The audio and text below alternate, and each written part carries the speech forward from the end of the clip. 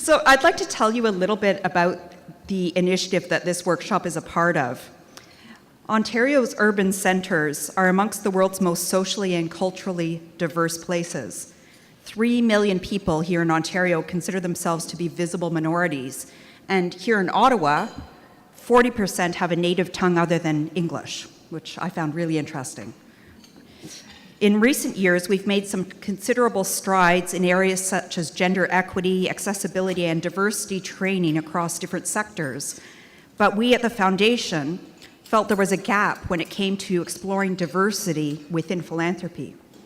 So just over a year ago, in partnership with the AFP Ottawa and AFP Toronto chapters, we applied for funding through the Ministry of Citizenship and Immigration's Partnership Project Office to launch a series that would allow us to take a long-term view on inclusion by uncovering stories of giving amongst emerging donor groups and to carve out a dedicated space for an honest exchange about how to strengthen our work and relationships within our community.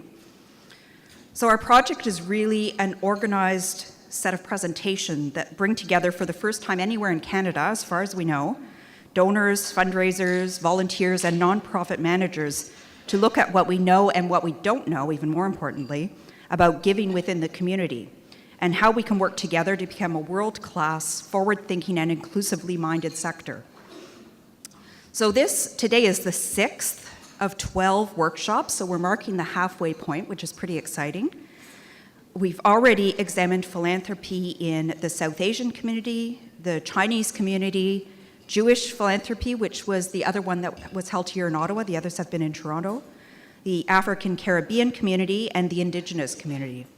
And over the next year and a half, in addition to this conference, we'll be holding workshops focused on Franco-Ontarian. I'm going to get Dan to stand up for a second here. Our lead volunteer, Dan Brunette, on the Franco-Ontarian. And I'm doing this so that if you're interested, you will know who to speak to about these.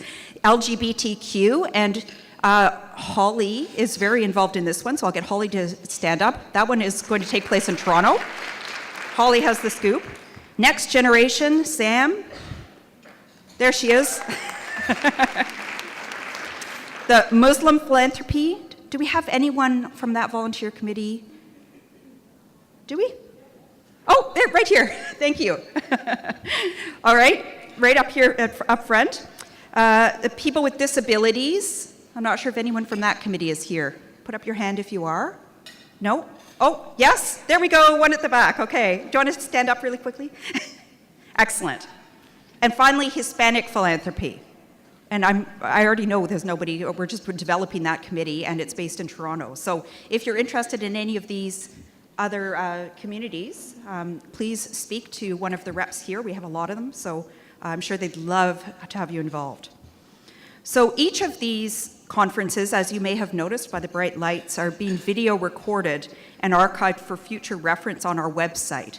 The website is afpinclusivegiving.ca. And the best part is that everything is available for free. And the conversations are continuing, particularly through social media. So in fact, if you happen to be a Twitter user, please use the hashtag #InclusiveGiving to keep up to date on today's events and future events. The conversation around this particular workshop on social media is already more active than I've seen of any of the other 5. And in fact, last night I had people connecting with me from Oklahoma who are listening in today, Israel. So they're really anxious to be here in spirit. So I encourage you to please be tweeting the information that we're going to hear today. We have articulated 5 overarching learning outcomes from the overall project. First, we want to develop our cross-cultural competencies. Second, we want to rethink and examine the ways in which fundraisers identify, cultivate, solicit, and thank donors. Third, we want to learn about the best ways to promote and engage people on the ground and at leadership levels. Fourth, we want to gain appreciation of the nuances found within each community, so the diversity within the diversity factor. And finally, we want to offer cross-cultural networking opportunities and develop a research initiative that may stem from these events. So at the end of the day, we hope to have created a foundation from which new conversations will emerge and more advanced information sharing can take place.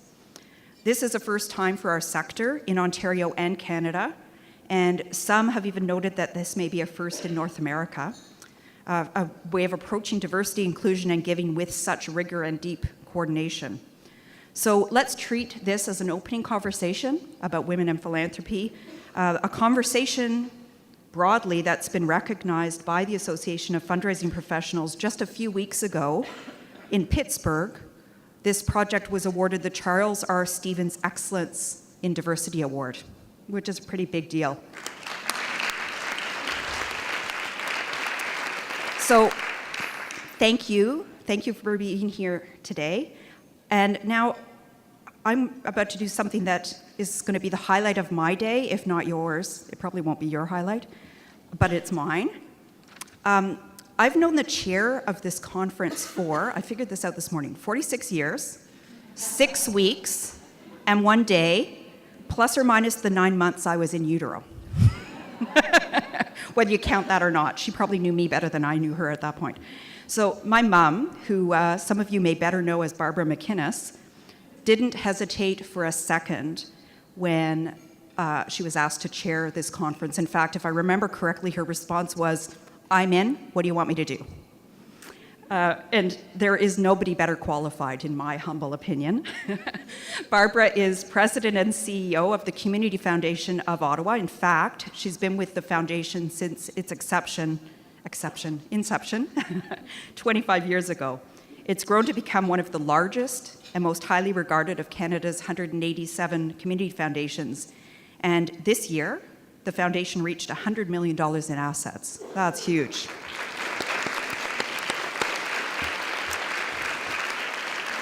And I understand that in the next year or two, you'll be celebrating having given $100 million back to the community. So we look forward to that.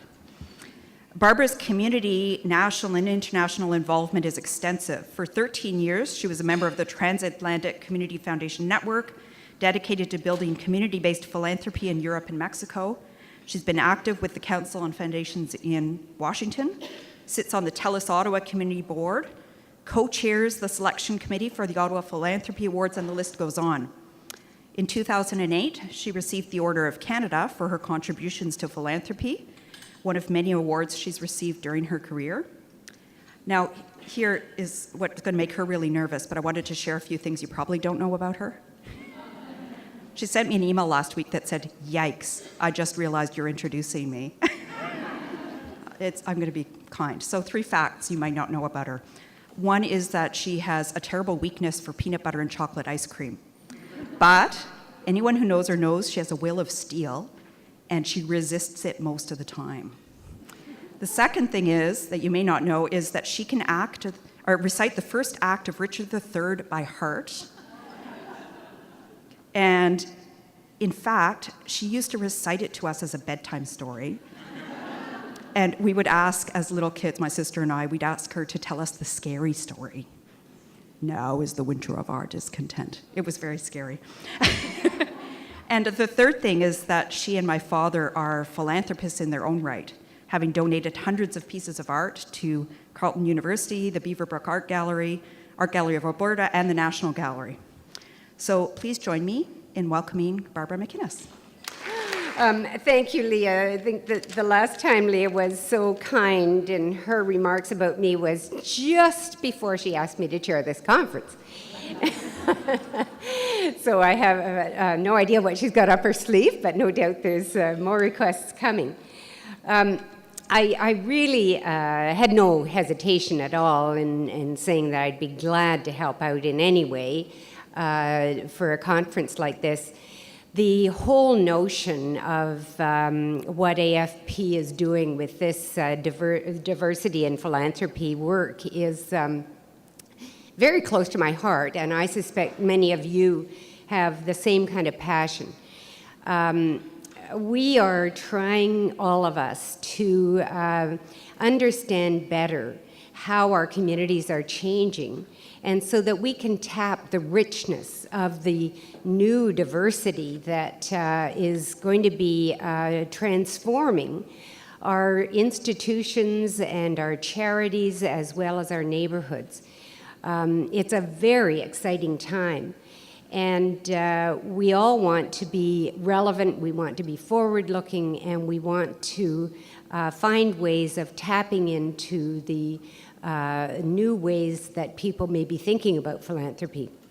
So some of the topics and the communities that Leah mentioned that AFP is going to be exploring and has been exploring, we will be able to take the learnings from all of those conferences and use them for ourselves, for our organizations, and broadly share them with others, including people from other parts of the world who I think will be very interested in some of the outcomes of this.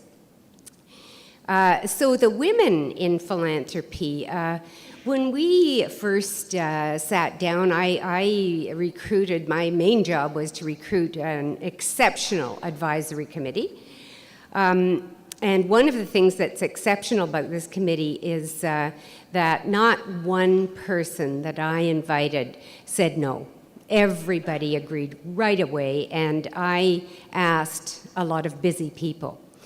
They, in turn, identified people to speak and to sit on panels and so on, and every single person that they approached said yes and made it work in their calendars. It's quite astonishing. And then when we put out the notice that the conference was coming up, what we had originally envisaged as a nice opportunity for about 50 people to learn together, we quickly realized had to be 100 people, and then we had to expand it to 150. And at that point, we said, you know what, if we make this any bigger, we're going to lose the intimacy, the possibility of interactive learning. And so we had to cut it off. So we've got 160, which is a little bit beyond our capacity, but we apologized to the people here who had hoped to bring friends and colleagues, and we said, no, really, we've reached our limit. But the beauty is that we will be able to share this. It's going to be publicly available and, in various forms, and so those who aren't physically here today can nevertheless learn along with us. So I have a wonderful group of women to thank for being part of the advisory committee. One who wasn't able to be with us today because she is escorting Kim Campbell around town as part of her job, Denise Cieli, and she sent us a note this morning wishing us well, and she will be looking for a report back, no doubt. Di Kirkwood, who's here, Susan St. Amand, Andrée Steele, Rosalind Byrne, the wonderful recruits, and all of us supported by Holly Wag. Holly has just been an amazing resource, so thank you, Holly. And I was, please.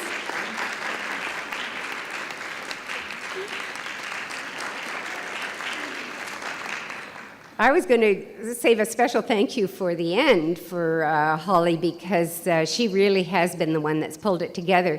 But then she reminded me that she has to leave early because she's got childcare obligations. And so she won't be with us right at the very end. But thank you. It couldn't have happened so smoothly without you, Holly. Thanks a lot. Now, let's get to our panel. We've got 3 panels today to hear from and learn from, and then our keynote speaker will be coming in a little bit later on, and she'll wrap up the day with her speech. So I would like to introduce the moderator of our first panel, Joanne Villemaire. Joanne is well known to the AFP members in Ottawa because she has won this year's, very deserving of winning the Outstanding Fundraising Executive Award from AFP this year. She has many qualifications, as you can imagine, that would make her deserving of that award.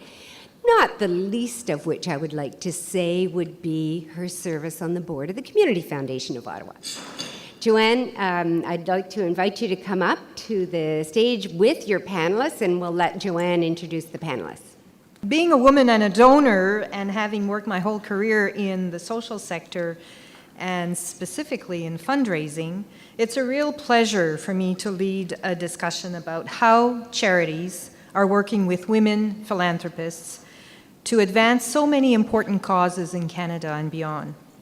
Our panel will be specifically looking at the fundraising side, so we can learn from one another on the what motivates women in getting involved with philanthropic organizations and the how we can engage them. We have a great panel today, women who have been involved with their respective organizations for many years. You have read their bios. You may know some of them personally. What I want to share with you before I introduce them is what I retain from our discussion preparing for this session. These are women who are totally dedicated to their causes, have introduced creative ways to engage women and others in their programs and activities, that truly believe they can play a role in advancing and empowering women and girls through their programming. They are experienced, motivated, and very passionate. So I'm proud to introduce our fundraising panel. Starting from your left, we have Andrée Steele, who's President and CEO of the Royal Ottawa Foundation for Mental Health. We have Beverley Wybrow, President and CEO of Canadian Women's Foundation. And then we have Juniper Glass, who's Senior Director, Strategy and Partnerships with Girls Action Foundation. And we have Paulette Sr., Chief Executive Officer of the YWCA Canada. So, please join me in welcoming them.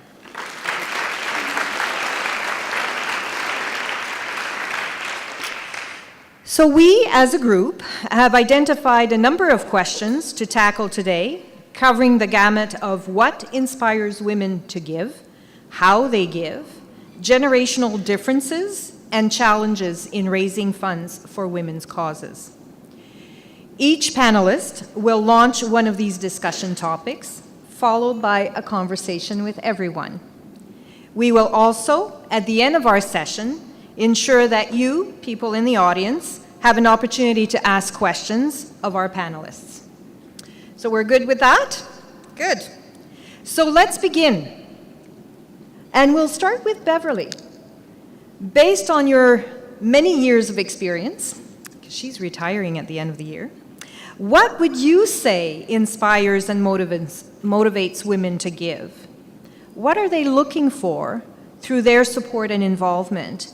And maybe you could talk about where and what do they give to? Beverley. Thanks, Joanne. Good morning, everyone. I'm delighted to be here today, and I think the series that AFP is doing is wonderful, so I'm very pleased to be part of it, and I'm happy to kick us off. So I just want to give you a tiny bit of context about the Canadian Women's Foundation so you'll know where my remarks are coming from. The foundation was started 22 years ago. It was started by two women sitting at a kitchen table, as many things are that are started by women. And they sent a memo out to a group of other women that said, please come to a meeting to talk about stamping out sexism in Canada forever. So they didn't set out to start a foundation. They set out to stamp out sexism in Canada forever. Now, we haven't quite accomplished that yet, but we're still working on it. But the foundation has grown really rapidly. In our first year, we gave away $40,000, and last year our charitable disbursement was about $7.5 million. And that's all raised from private sources. The women who started the foundation really wanted to look at helping women to use the power of our money. Collectively, women have more money now than we've ever had in history. Now, there are many women who don't have money, but collectively we have more money than ever before. And the women who were involved realized women have always volunteered their time, they've always been involved in causes, but they haven't been as strategic about using their money to help other women and girls. And so that was the original impetus. There is a special power we have found in our work of women helping other women. And women relate to that in a very powerful way, which I'll speak to. We're a member of a global body called the Women's Funding Network, which is a membership body of women's funds around the world. And from research they have done and research and our own experience, I want to highlight a few points of what we know about what inspires women to give. Women are a bit different than men in that women want more information before they make a decision to give. We find that often it takes a while to develop the relationship, to provide information, and once they've decided, however, that they would like to donate, then they are very loyal donors and often long-term donors. Women also want to know what the impact of their giving is going to be. This is really important to women. It's more important than recognition. It's more important than who asked them to give, although that matters. But really what they want to know is, how is my money going to change things? And our experience in the research shows that that is probably the most important factor in getting women involved. Women also want to be part of a community. And we have seen this in many ways at the foundation, building various kinds of circles and opportunities for women to be involved. They want to be part of a community with other women in particular who share their values, but not exclusively women. We do have male donors involved and so on as well. But they really are interested in learning. They're interested in volunteering. We have many women who say, I'd like to give money, but I want to do something more. What else can I do? Now, one of the interesting sides of that relating to the piece about using the power of our money is many women will then add, and I'm happy to do anything except don't ask me to ask other people for money. So we have a long way to go still in helping ourselves to feel comfortable fundraising, because it is a really important skill, and if we're going to learn to use the power of our money to change things, then obviously we have to be able to ask each other for that money. So the ability to be involved in the community, to volunteer, to do things in addition to giving money is very important. Lastly, one of the most interesting things about the research that the Women's Funding Network did is it shows that women also give because they're asked. And that sounds really simple, but in many cases, particularly for larger gifts, women haven't been asked. And I've had women say to me, you know, it's important to me that you've asked me, you know, instead of my family, instead of my company, instead of whatever, that you have asked me personally. And so that's a very important factor. And then lastly, in terms of what women give to all kinds of causes, as I'm sure you all know, because I'm sure they all give to all your causes.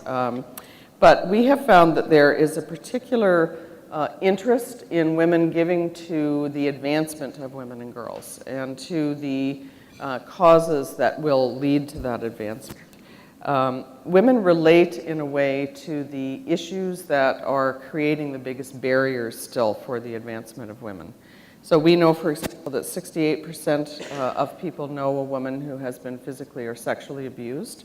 And the whole area of violence against women and its multiple impacts on women's lives is something that is very important to a lot of our donors, many of whom have had personal experience or know someone. Women can relate to women who have to make really hard choices because of poverty. So they're choosing between paying their rent or feeding their kids. Or when you say to women, a woman living in poverty has to ask her kids to stop going to birthday parties because they can't afford the gifts, or the kids can't go on the school trips. Women get that right away. And that's been a very important area for us. Women understand quite easily how poverty limits choices. They want a better world for their daughters. That was a very important theme right from the beginning of our work. And they want a better world for their children, not just their daughters. But in particular, they understand some of the challenges that their daughters are going to be facing. And lastly, We have a lot of women donors who want to address root causes and prevention.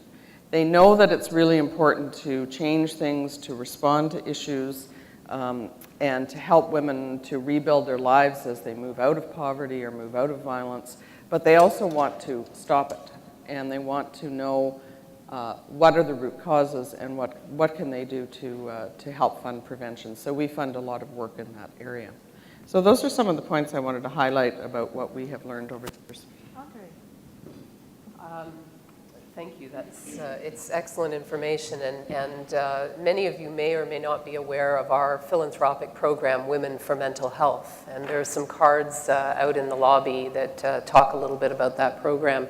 We created it about 3 years ago and did a tremendous amount of research to understand the giving differences of women, and many of them you've just heard from Bev, and through her 20-some-odd years of experience, she is certainly the expert in that area.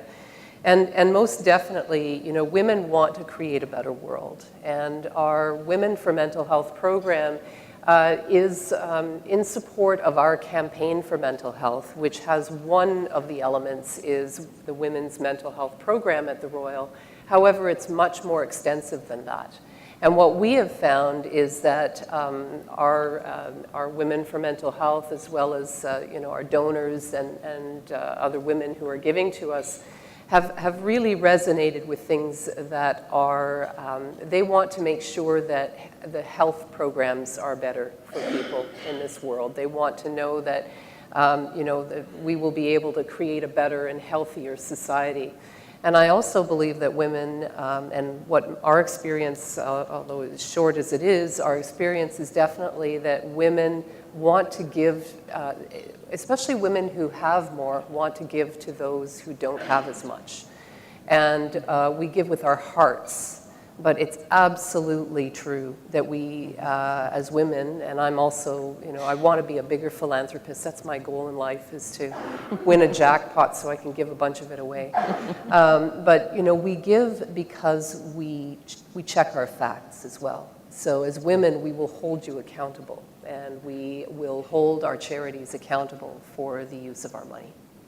So Paulette, anything else on what really inspires and motivates women to get involved?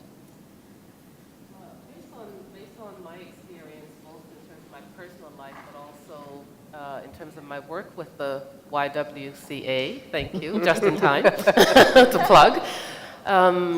I would also add to that, because I would certainly agree with what's been said, but what I would add is that women want to make an impact on their community. And it's related to the root causes comment. But they really want to know that their money is changing their communities. And as a result, it's lifting up their community. And it's because through their own personal experiences, they have noted that there are certain things that would be requiring change, or certain things that would be missing, to which they want to make a difference in that particular thing.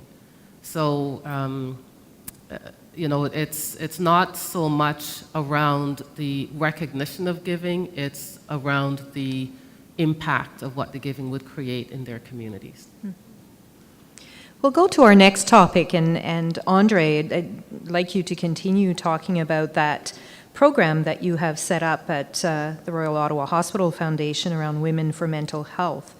Based on that experience, could you talk to us about how we can engage women and how they actually give? Absolutely. Well, certainly, again, you know, we did a lot of research as we were going into this program, and the motivation for putting this program together, quite selfishly, was about celebrating women in philanthropy. But, you know, at the bottom line as well, it was about expanding the success of our philanthropic campaign, our $25 million campaign for mental health. So as we knew from what we learned that women are more likely to give than men are, and that men will give more on average than women. However, at the higher income ranges of women are giving more. And we know that women feel a strong responsibility for those who are in need. So we knew that we could get women in our community engaged. But we also knew that as women, we give through relationships, through conversations. So we created a founding board, or what we called our founding members of Women for Mental Health. And you know, it's interesting, you say, we heard this as well, is just don't ask me to go out and raise any money. However, when we did ask our women to please go out and find 5 other women who might be interested in joining and becoming part of this movement, will you do that? And the answer 90% of the time was yes, absolutely. I have a book club. I know, I have my circle of friends. I have colleagues. And what we have found is that the most effective way for us to encourage women to give is through more intimate home-hosted events where one of our members invites their friends, colleagues to their home. We bring in a subject matter expert who speaks to what we do at the Royal and what we hope to do with the money that we are raising. And we ask people openly and unapologetically to please support us, because we know that philanthropy does make an impact, and philanthropy does make a difference in our society. It's how we can advance. It's how we can advance causes. It's how we can advance the things that are important to each and every one of us.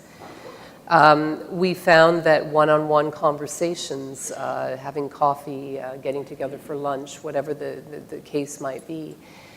We did one year try a fundraising breakfast, and maybe I can set some context to this. You're all fundraisers, or many of you are fundraisers in the room, and you're familiar with the fundraising breakfast model that many hospital charities and a number of other charities are doing quite successfully, where you find table captains, they host a table, they invite people to fill their table, and then you deliver some highly emotive videos or stories from users of your services. And at the end, you ask them to make a donation at a leadership level. We've been highly successful with our Leaders for Mental Health breakfast each and every year. We did one for ladies only, for our Women for Mental Health, and we called it Tea at 12, because we know that in the morning, women have to, we're helping our partners pick the colors of their ties and shoes, and we're putting our kids, getting our kids to school, we're making lunches, and we're scrambling because we've got to get into the office for a 7 a.m. meeting. So the timing was better. We had a great group of people. It was not a purchase a ticket to come and a sponsored event. It was the same model as our Leaders Breakfast. And it was not successful because women want to think about their decision, where men, what we find with our regular Leaders Breakfast is at the end of the breakfast, we have a number of men just writing big checks for large donations at the end of the breakfast. However, I will say at this year's breakfast, interestingly enough, and that 70% of our gifts over $5,000 at our breakfast this year came from women. So it's really interesting. So we're still learning, I guess, is the moral to that story. However, we do find that it's all about conversation. It's all about trust and integrity of not only the charity you're giving to, but to the people who are inviting you to get involved in that charity. And of course, this is no different for men than it is for women. You will give to the organizations that have touched your heart, your life, and your mind. Juniper, do you have any other examples that you'd want to share about how women give? Well, I was thinking of the collective models of giving, all the way from community giving circles. So a good friend of mine in Ottawa just started a small giving circle with 5 of her friends for women artists in Ottawa. And it shows the range of that kind of coming together to give, all the way to the amazing women's funds around the world, which are an amazing model for us all. I also had a couple of thoughts in my experience fundraising for girls' issues, is that a lot of what motivates women to give to girls' issues. For example, career women often tell us over and over in conversations, I wish, I didn't have a mentor when I was in my early career. They also tell us, I wish I had an opportunity to attend a program like that when I was young. I wish I could go to a girls' club. So they want to support those programs that build girls' self-esteem, confidence, connections, ability to speak up, and all of those building blocks of leadership. We want that for the next generation. And then also, more and more lately, trends and conversations that we have with donors, both male and female, is that they say, okay, we see the value in these programs. For example, violence prevention programs. We do a lot of that. They value the programs, but what next? They want to see some more systemic change. They're like, the programs in these schools are making a difference in these schools, but why don't we have this in every school? So people are starting to think bigger and starting to think on the level of systems change, which is very exciting. And hopefully the next step is that we can also secure the resources to do that very important policy work and collaborating across sectors. For example, the health sector, the education sector, all have a lot to give, for example, to girls' advancement, because girls are facing a number of sexual health issues, emotional and mental health issues. So these are some of the areas that we work in, and we'd love to see more collaboration, and we'd love to see more support and understanding for the importance of that type of work. Beverley, any other examples that you would want to share about how women give? Yeah, I'll mention a campaign that we did called Women Moving Women. We were interested in raising more money for our poverty economic development work, so we decided that we would design a campaign that basically involved looking for 2,500 donors who would donate $2,500 to help 2,500 women transition out of poverty. Now, they could donate the $2,500 as a one-time gift, they could donate $500 a year, or they could donate $41.70 a month for 5 years. And we were successful in the campaign, so it raised $6.2 million, which was wonderful. It took us 4 years.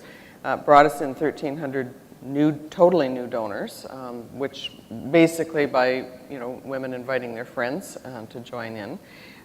One of the things that worked about it was it gave a range of choices. So for women who could make a $2,500 one-time gift, they liked that. For younger women, for example, in particular, they could manage $41.70 a month. And they could understand that level. So to offer a range of options was useful. The other thing that we did was we said, people really liked the fact that their $2,500 was going to help another woman and her family move out of, start the journey out of poverty. And it wasn't like we gave them, a picture of here's the woman you're helping or anything like that. It wasn't like that at all. But they could imagine in their mind that my $2,500 is really making a difference, because that's the average cost to us to fund an economic development program that a low-income woman participates in so that she can participate free of charge in the program. So they really related to the fact that my $2,500 can make that kind of a difference. And we asked them to think about, where are you going to be 5 years from now, and would you like to bring another woman and her family with you? So it was a very successful, and because it had a range of giving options in it, it was successful too. Well, that gives us a few really good examples. We'll move to our third topic that we want to cover today, and Paulette will lead us in that. Paulette, you've been involved and continue to be involved with so many different causes, both as a senior manager and as a leadership volunteer. Can you share insights on the generational differences, and in particular, talk about how we can best engage young women? Sure.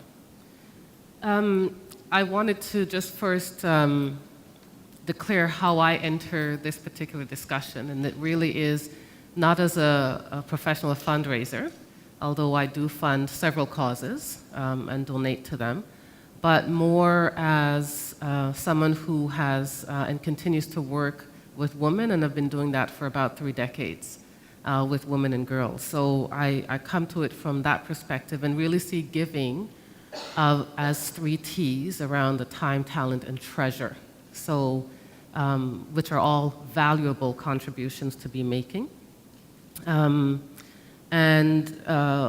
As the head of the YWCA in Canada, nationally and locally, we depend largely on donors within communities right across the country to support us to be able to provide the programs and services that we deliver to women in the areas of safety around housing and shelter and violence prevention, in terms of direct programs and services to empower women and girls, and leadership development programs. That is a new area for us that we have been developing over the past several years. I also enter the discussion from a perspective of my own socioeconomic location and age. So I'm in my 50s. And I can also offer some personal anecdotes of my own giving in terms of time, talent, and treasure, and that of my friends who come from similar cultural backgrounds with some similar values and outlook in terms of life. I think this is an important series for AFP to be having because even though the existence of diversity and giving has existed for a while, it's really great that this is being highlighted as an important lens through which we look at giving and philanthropy. And in fact, I had the opportunity to go to the African and Caribbean session that was held in Toronto just a few weeks ago. So in the YWCA, because we are an old women's organization, old in many ways, despite the Y meaning young in our name, it is an interesting perspective because our roots really stem from the fact that young women back in the 1870s saw the need to address issues of young women who were moving from rural communities into industrial centers and needed safe places to stay. So that's our roots. That started in St. John in 1870. I would say that we haven't gone far from those roots, and those women who started the YWCA back then, and around the world in fact, see that as an important way to support women to be safe in their communities. Today, we have a number of generations that have come through the YWCA. And one of the things that we noticed and noted is that we are getting a little old in terms of our leadership of the YWCA. So one of the things that we decided to do as a strategy and as an important structure of our organization is to get back to the roots of being young. And so we have worked steadily over the past decade or so to re-engage young women within the YWCA and re-engage them as giving of their time, talent, and treasure. And that for us has meant a number of things. It's meant that in terms of our program services, we have implemented a number of programs such as the Power of Being a Girl, such as leadership development initiatives, but such as ensuring that our boards are 25% young women, young meaning 30 and under. And so that the leadership of our organizations, nationally, locally, and globally, must resemble the age of the populations that we serve. Not just in terms of diversity, of culture and so forth, but also in terms of diversity in age. So we have worked strategically to ensure that that happens. And that reflects very well and tangibly in a number of ways. It has brought the average age of our leadership down, which is great. But it's also increased the ways that we have developed programs, reached out to women in terms of what we use to engage women. I'm sure that many of us who are of the mature age have had to learn a few new things around how to use social media, and how to use it well to engage women, and so to engage young women. So for us, what we have found is that young women really want to be engaged in a more specific way. They love projects that are inspiring, as opposed to supporting the YWCA because it's the largest women's organization in the world. They want to support projects that inspires, that offers them leadership opportunities, that can basically change the world, because they really don't think in terms of borders, in terms of communities or countries. They think globally. And so in their giving, they also think globally. In their giving of time, they want to have an impact not just on their community, but on the world. In terms of their money, they also want to do the same. And in terms of their talents, they want to be engaged in the project itself, right? So they want to be able to develop their own capacities around being involved. I spend quite a bit of my time talking with young women who just want to meet me to talk about,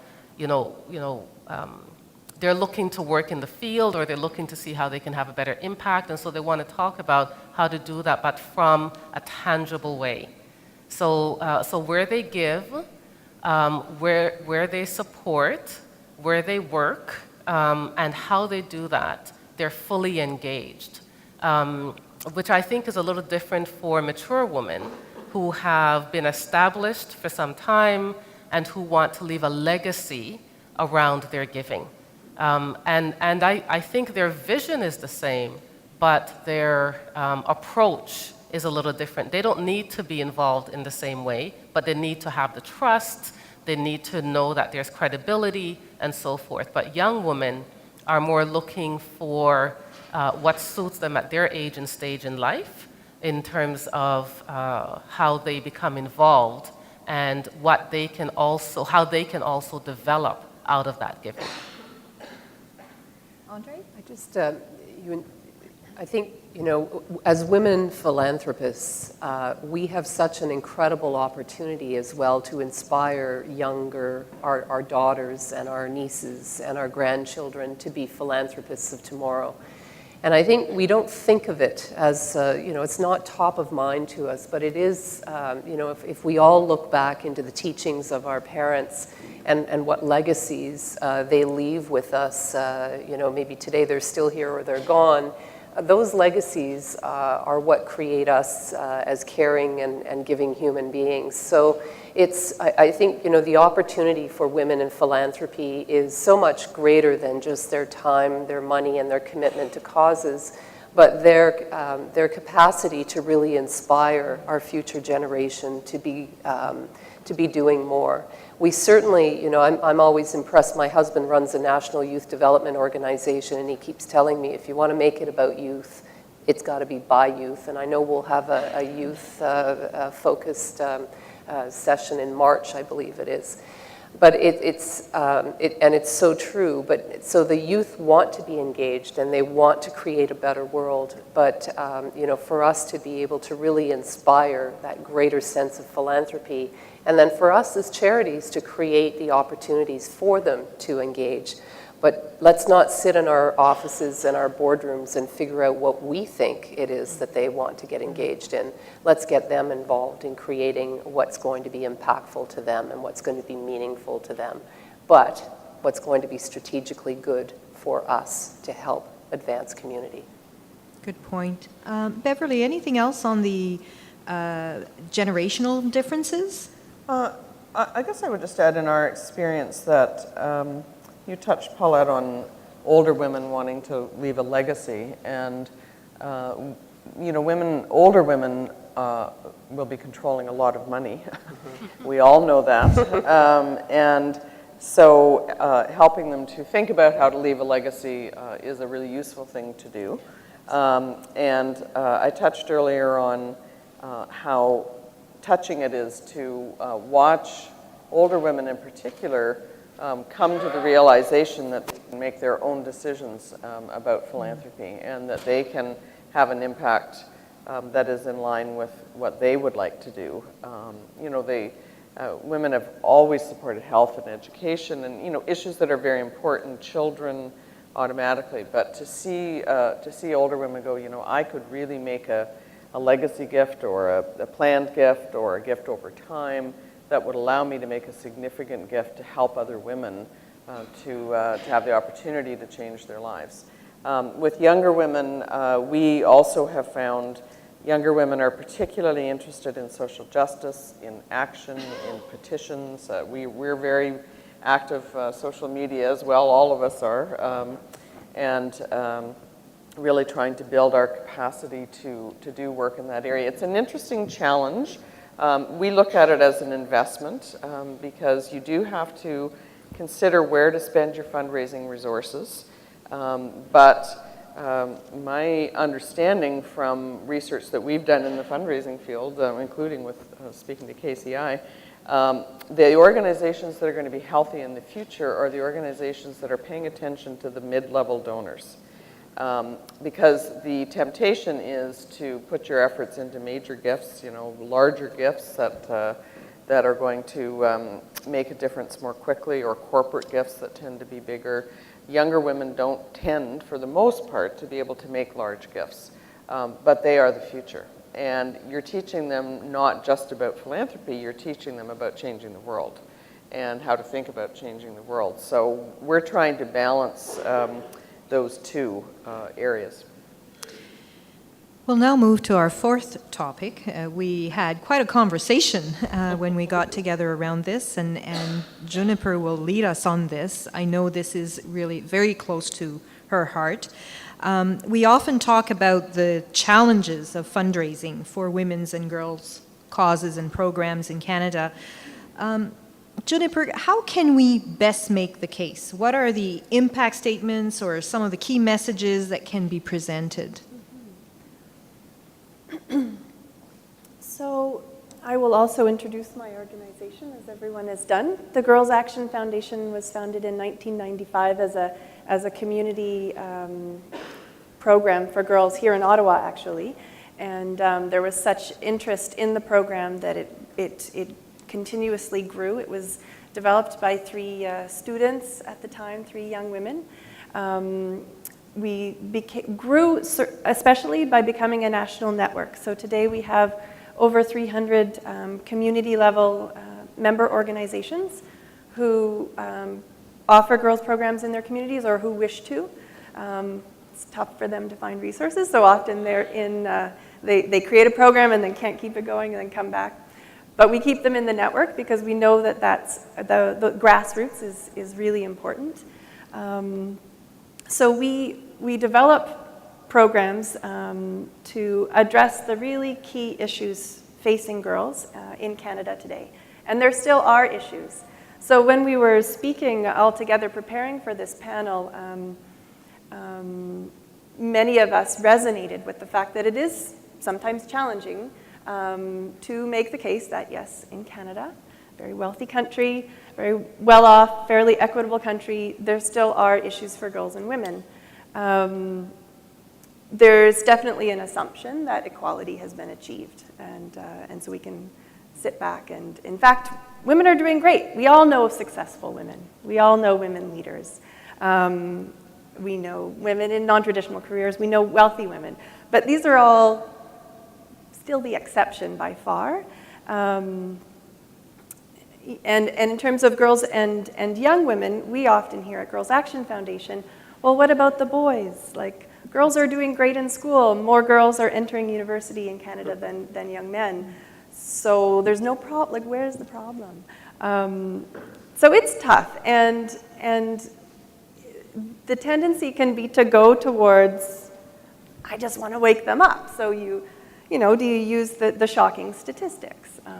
Or do you build off of the terrible, examples when there's a murder in a domestic violence case, or when a girl gets killed by a family member in a so-called honor crime, or Ritea Parsons, the young woman in the Atlantic who took her life after being, sexually abused and then being bullied about it. you can build off of those stories. That starts to get people's attention if you need to. But I mean, I would love to live in a world where people were not in need of such shock techniques. There's also some things in the news, moral panic around hypersexualization of girls. What's happening to our girls? They're out of control. So we also try not to feed into that because we're a girls' empowerment organization. And we don't want to reinforce that story. So it is a balancing act. I'm sure you can all relate between telling the very stark reality for many girls, as well as the potential that girls have, as they're our future leaders, right? We can go towards statistics. So there still are such striking numbers that can help to make the case. The cost of, in Canada every year, it costs $4.8 billion to respond to and make up for spousal violence against women. That can be a case. We can talk in terms of girls. We can say, there's been surveys of girls all across the country, and they found that a quarter of girls don't feel safe in their secondary school. Or half of them are experiencing sexual harassment on a fairly regular basis. Girls are the age, sex group of Canadian society that are most likely to experience a number of emotional and mental health issues like attempted suicide, like depression and mood disorders, and obviously low self-confidence. So we can use these kinds of approaches to make the case. We can also look to, where are the women leaders and how many of them are there in elected representatives? So there's still some very bare facts that really help. There's still just 1 in 4 or 1 in 5 elected representatives across the country who are female. There's a lot to be done. But how do we not paint such a bleak picture that it reinforces that disempowerment? And that's both with donors. We don't want donors to feel like it's so terrible, there's nothing to be done. And it's the same with girls or with parents. So as parents, we don't want to hear this number of girls experiences violence every year, because it's like, my baby. And certainly, I mean, if we think of, there's an element of re-victimization that can take place. So we work a lot with Indigenous girls and young women, Métis First Nations and Inuit young women. So imagine if you were an Indigenous girl growing up, and the only time you ever hear about yourself in the news is missing and murdered. So we don't want to feed into this moral panic. And so we have to do both and lead towards the future. And the fact that any girl, even if she has been victimized, has power. She has agency. She has potential. And so we show that movement from disempowerment to empowerment. And we have a lot of examples. So a lot of Girls' Actions programs, for example, our National Day of Action on Valentine's Day celebrate girls and young women's ability to be leaders in their community. So we provide them with seed grants, and we do sort of a national campaign. It's mostly for each other.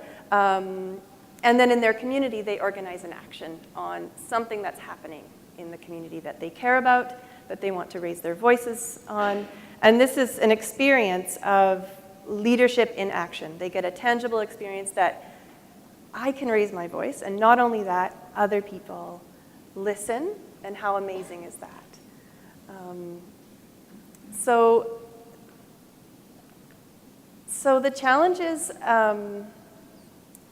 of making the case, I think, will always be there, especially as we close the gap on equality. And we have to build on all of the elements that we mentioned earlier on the panel of why women connect, or why men connect to girls' and women's causes. we're building on that sense of solidarity of I've been there or I know someone who's been there. I want a better world for my daughter. Paulette, what would you add to that?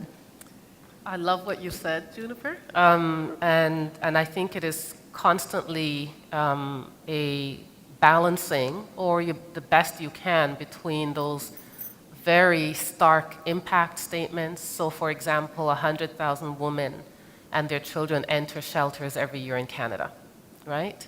And as Canadians, we don't often get to hear that or even think about it, but it can become debilitating and disempowering. And so we are an advocacy organization as much as we are a program delivery organization. And so what we have done over the past, that we've always done in terms of providing the services to address some of those impacts, is also, particularly when you talk about young women and girls and prevention that was mentioned earlier, is we've developed some unique initiatives that we feel can address some of those issues. So, for example, we developed an app, in fact, an award-winning app called the YWCA Safe to Siren, and I've left some copies outside for you to take a look at. It's a free download for anyone across the country on whatever mobile they've got that can do a number of things. So it can include, it includes a geolocation feature of programs and services, but it also includes a type of modern-day rape whistle, if you will, that can send a message to someone that you're in trouble, right? And so you can be geolocated. And so we develop those kinds of initiatives that will help to address the issue around safety, as well as provide information. We also have another initiative that we developed called Think Big, Start Small, right? So especially for young women. We know that young women are interested in changing the world. A lot of youth who are of means can travel to Africa or Asia or elsewhere, Europe, but most young people do not have those means. And so, but they still want to make change. So we developed an initiative that encourages young people to think about the changes they want to make in their community. Well, first to think big, yes, I want to change, but what are those identified things in their community that they would like to work on? So they can think global and act local. And so those are some of the things that we work on in terms of advancing on some of those impactful issues that girls face on a daily basis. Things that would empower them in terms of being civically engaged and changing the tide around women's engagement politically, but also in terms of what are some of the tools that they can have at their fingertips where they live that they can utilize for themselves personally as well as in their community. We need to wrap up this session shortly, but we would like to give you in the audience an opportunity to ask questions or make comments. Any questions for our panel members here? There are 2 mics in the middle there. If you can come to the mic, please, so we can all hear you.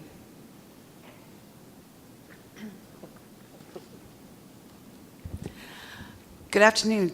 My name is Patricia Baxter, and I'm with Women's Economic Council. It's a pleasure to be here. I really found the panel very inspiring and interesting, and lovely to see my dear friend Beverley Wybrow up there.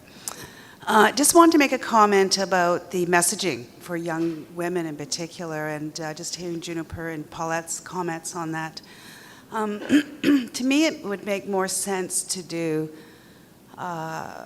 positive messaging on the business case, why it makes sense to give to girls, and how they'll become better clients and better customers if you give to women and girls programming. And that, to me, will be the way of getting not only women philanthropists, but corporations more interested in giving because of that particular business case. So that's just my comment. Any comments? Beverley. Just add a comment to that, Pat. Thank you.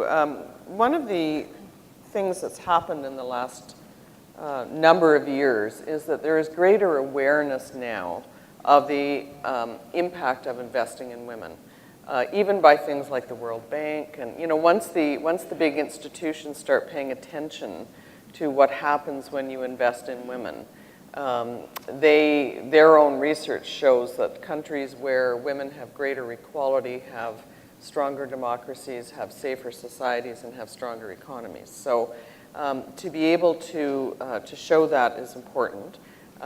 Also, to be able to show the ripple effect of investing in women, which we know from our evaluation and has been supported a lot, that when you help women, the first thing they do is help their children. And then they help their families as a whole. Then they get involved in their communities. They start volunteering. They start contributing more to the economy. So we can actually show the ripple effect. And so that kind of positive messaging is really useful in terms of being able to sort of make the case. One thing I just want to add around, one of the challenges is, you touched on this earlier, Juniper, about and understanding the need for systems change. And we know that it's storytelling that really moves people. All of us, we can relate to the story of an individual who has triumphed and changed their lives and come out of very difficult circumstances, and we want to help other people to do that. And so that's the emotive part, and that's important, but it makes it harder then to put that in the context of what are the systemic changes that are needed. And there are sophisticated donors, and here I'll note Rosalind Byrne, who's from the Lee Cross Foundation, who's been a longtime supporter and who invited me here today, so I couldn't say no. Happy to be here, Rosalind. But sophisticated donors like Rosalind and many, a number of others increasingly who are understanding the need for systems change. But still, it's challenging to make the connection between individuals changing their lives and, these girls are exceptional or these women are exceptional because they were able to change their lives and they're the great ones, they succeeded, let's help them, versus if we change our systems, then all girls can be stronger or all women can have more opportunity, the positive messaging path that you're talking about. So, One more question? Hi, I'm Bibi Patel. I'm Vice President of the Community Foundation of Ottawa. At the Community Foundation, we talk about that first initial conversation between a donor and one of us on staff and fundraisers in general as conducting the art of the philanthropic conversation. So you've talked about women as donors, you've talked about girls as change agents, you've talked about the cause relevant to that particular part of our demographic. Do you find that women conduct that conversation differently than men do? In fact, you in the room may have comments to make on that too. Andrée? I would love to speak to that. I feel that sometimes we all forget to be authentic and be ourselves, and to conversations, particularly philanthropic conversations. Of course, we have a bottom line business objective to get to, but the reality is that we're talking to people about a very personal decision. We're asking them on what is of interest to them. So I do find that in all the conversations we had with our 400 and close to 50 members of our Women for Mental Health program, were the underlying common denominator was authenticity. It was a real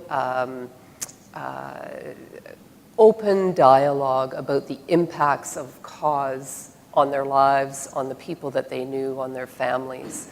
And the business part of the conversation, we got to that, we always get to that along the end, especially as professional fundraisers. We can't walk out without having that conversation. But it was really done in such an authentic manner that it is a little bit different than when you're sitting in front of a male business leader. Although there's lots of great authentic, those conversations can be authentic as well, but I find they're just not quite as easy to get there as it is with women. That's my experience. Can I just add one quick comment to that? I think I mentioned earlier that women like more information before they make decisions. So the initial conversation is important in terms of starting to build a relationship with Right. women, we find, and starting to provide information about the issues and so on. And I also mentioned that women give because they're asked, but it's also important not to ask too soon and not to ask too often, and to ask appropriately. So I think that initial conversation is really important in terms of helping to find out what her interests are and how it relates to the issues that women and girls are dealing with. I think we're now around 12:15, right? So, Andrée, Beverley, Juniper, Paulette, thank you so much for all these great insights and examples that you've so generously shared. I truly believe this will inspire all of us to create a culture that encourages women to give and to get involved. Thank you so much. Thank you.